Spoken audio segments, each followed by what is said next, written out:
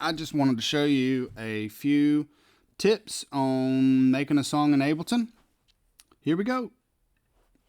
Alright, first thing I want to do is just open up my multitracks file. As you can see, this will be just straight from multitracks, no edit, no nothing. Which I'm going to show you just a couple things, such as when you're preparing this way, doing individual songs, you definitely want to make sure you're warping your click and making it the leader. Reason being is because it just sets the tone for everything else. And two, you want to make sure all of your tracks are going to be synced up. Next thing I do is I hit guide, hold down shift, and of course hit the bottom of the tracks there. And I just want to hit warp. The reason for that is because it's going to warp them all at the same time. And as you can see, bring them to 62. So as I go up the list, everything reads 62, 62, and it looks great. Perfect. The next thing I like to do is insert a MIDI. So when I insert my MIDI track, there's quite a few things you can do with this MIDI track. Me in particular, I'm going to call it Locator. I typically make them certain colors. I do my songs the same way, but in this case here, I'm not. So I'm going to come down here and I'm going to double click the empty space, and then I'm going to come down to clip and I'm going to call it count off. Just like that. And then once I come up here, I'm going to just stretch it out like so. And as you can see, this is going to be a repetitious thing. So you're just going to repeat this step over and over. Basically through the song. Sometimes I just copy and paste if it's the same thing, or whatever you want to do, but it's simple, it is easy, it's definitely effective. It helps to keep kind of where you are in the song, and even if you're in practice, you want to repeat something, you can go straight there.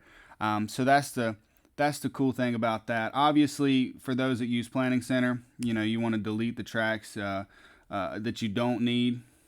So I come through, I check my guitarist parts, and whatever I don't need, of course, I just delete it, like so. I typically don't run background vocals just because we already have background vocals on stage. So I just drop the tracks just to help clear the ears, keep it from being muddy. So as you can see, this is the start of it. Next thing I want to do is just skip over to the finished portion of this, just to show you what it should look like once you're done. And once Ableton Live 10 Standard opens, this is what it should look like when you're done. As you can see, I've got a few parts in there. So this is the zoom out part. So here we are. As you can see, all of my locators are in. We've got 4 bridges, 2 choruses, 2 verse 2s, and an ending. So it looks really nice, and of course everything is warped like it's supposed to be. So all that's synced together. So the final thing I want to show you is just dropping it in to the main session for what I have set up this weekend. So here's my master set up for this weekend. As it loads, just a couple things. I'm going to show you how to drop them in here and then correct the drop in, because it's going to put them down here at the front.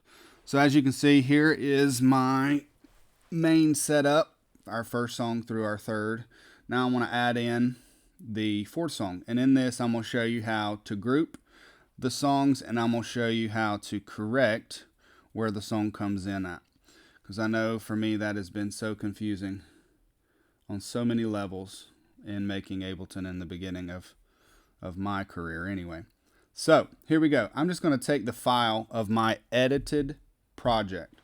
That is the final of the edited. So this song is completed and ready to come on in. So here's where we're going to bring a correction. As you can see, it dropped in down here. Obviously you don't want to play that because you'll have 2 songs playing. As you can tell, nobody would know what to do.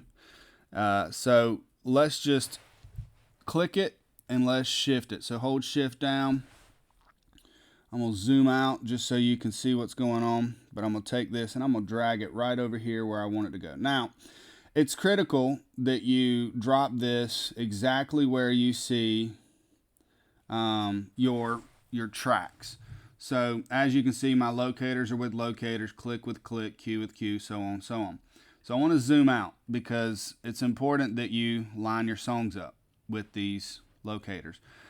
Or you can adjust the locator, but this is where I want my locator. So I have to make sure my song is definitely in line with that. As you can see, I did so and I had a green, which means we're good, which is awesome. The next thing I want to do is I want to zoom out and I want to hit the beginning of our locator and the end of our locator just to highlight all that. I want to bring it up here to the top like so.